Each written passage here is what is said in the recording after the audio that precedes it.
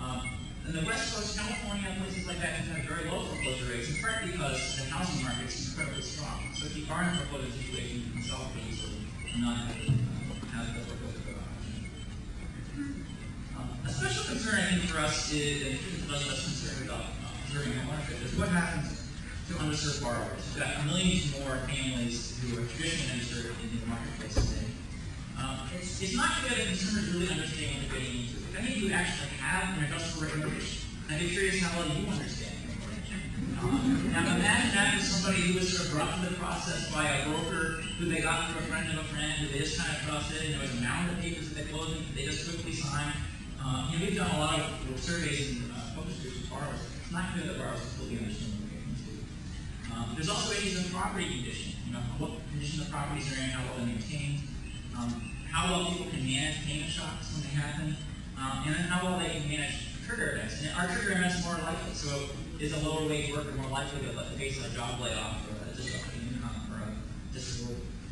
And then this issue of neighborhood hotspots. This is a neighborhood in Chicago. Whenever I use this slide, I like to think about what if I lived on the east side in Morgan Street in between two houses that have foreclosed twice in the last 3 years. How much am I going to be interested in investing in my neighborhood? By the way, this is a fairly working class, stable neighborhood.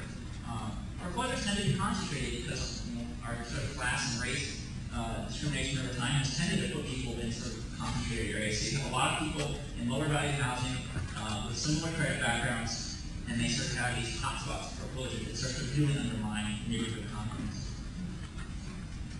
People always ask what's the cause of foreclosure. There are lots of causes of foreclosure. The classic economic rationale is people owe more than the house is worth. There's more to that than that. There's also business practices, the idea of laxer loan standards or sloppy underwriting. There's also borrower behavior. Once you get a house, you're open the door to lots of credit options, whether it's credit cards, home equity loans, all kinds of things like that. So all these things combine, and when they're all together in the market, you can have some serious problems. Mortgage fraud has been tracked the last 10 years or so by the FBI through their suspicious activity reports. I think the reporting of fraud is grossly underreported. But you can see mortgage fraud in general has grown significantly. I don't know what percentage there is, but it's thousands of percent. What's important is that in terms of reported fraud, most of the cases involve borrowers. So a borrower who misrepresents themselves, their income, what they do with the property, that's the majority of cases. We talk a lot about predatory lending, but a lot of the cases that are reported are actually borrowers trying to seek a lender. The next most important piece are brokers. As you know, particularly in low-income minority communities, brokers are the key conduit, the key market channel to get loans to, and that's where a lot of the problems are. Through Chicago, we done a survey of borrowers in default. Some important things to take away from this. Most loans in foreclosure are not that first-time home buyer loan. They tend to be refinance loans. And most of those people who took out those refinance loans took some cash out. The number one reason they took cash out was for home improvement repairs.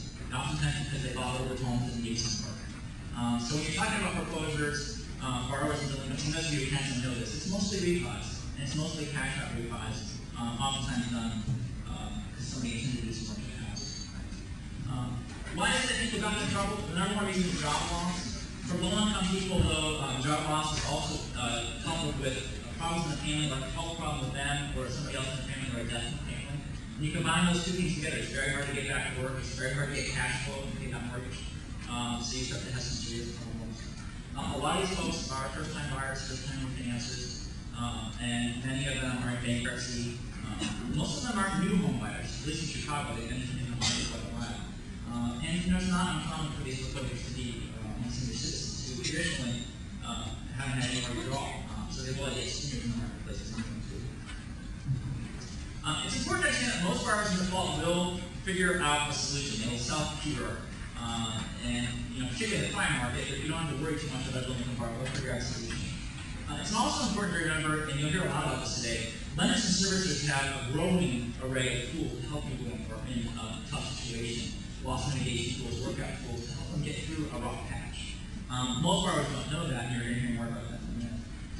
Another important thing is that most people who are in trouble they avoid the lender, so they don't get that contact with the lender. They don't trust the lender, and then there are a great deal of stress. I'll show you more about that in a minute. So here's some focus groups we did in Chicago with some of our borrowers. So somebody says, I was always weak, I hated paying the bills, I didn't know which way to turn. I didn't know that there was help out there. You heard this a lot. I didn't know that there was help out there. Borrowers don't feel a lot of sympathy from the lender. Now, borrowers who there's sort of two stages to the delinquency process. First, they're in a collections channel, where you have collectors calling you constantly, you pay that bill, pay that bill, pay that bill. Then you go to loss mitigation, where they have more tools, and we can work with you more, spend more time with you. People on the loss mitigation side have a more positive view of the lender. On the real estate, absolutely. But here's this one word. They make you feel like a deadbeat. They interrogate you. They want to catch you in a lie. They want us to lose our homes. They don't care. This is very consistent across a wide number of groups. So I'm going to show a quick clip. Video. You know you're wrong. You already embarrassed. Get together, young lady, work-wise, financial-wise. And you know, I heard an financial planner, I worked in a steady job, I pay my bills. But then you get embarrassed and you don't even want to tell anybody because you're like, oh my God. So you feel embarrassed to talk to that and then you feel a little It's worse. Yeah.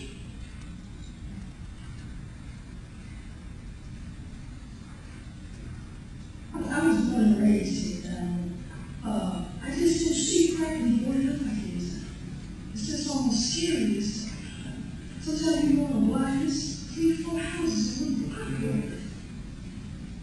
What is wrong?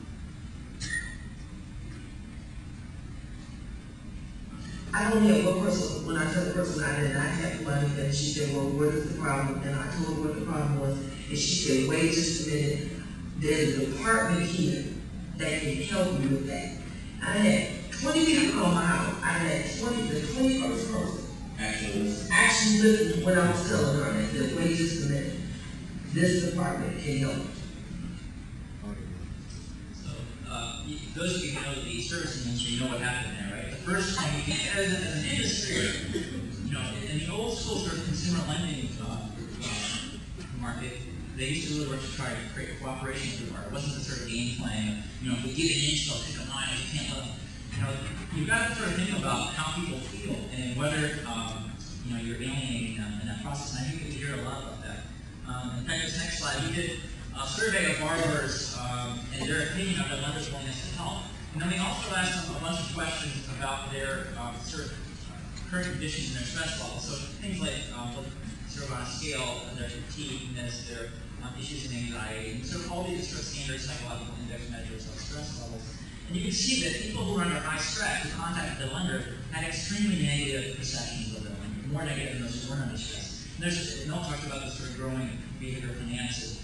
Under the sort of idea of when you're under sort of cognitive load, when you're sort of under a lot of stress, you don't make good decisions.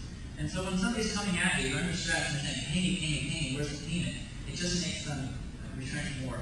And so when people stick their head in the sand or they avoid their lender, a lot of those related to sort of psychological issues of being under stress. And then they contact the lender and they get, as you heard in the focus group clip, they get sort of treated badly and then don't want to have anything to do with it. So there's, I think, that sort of cycle here that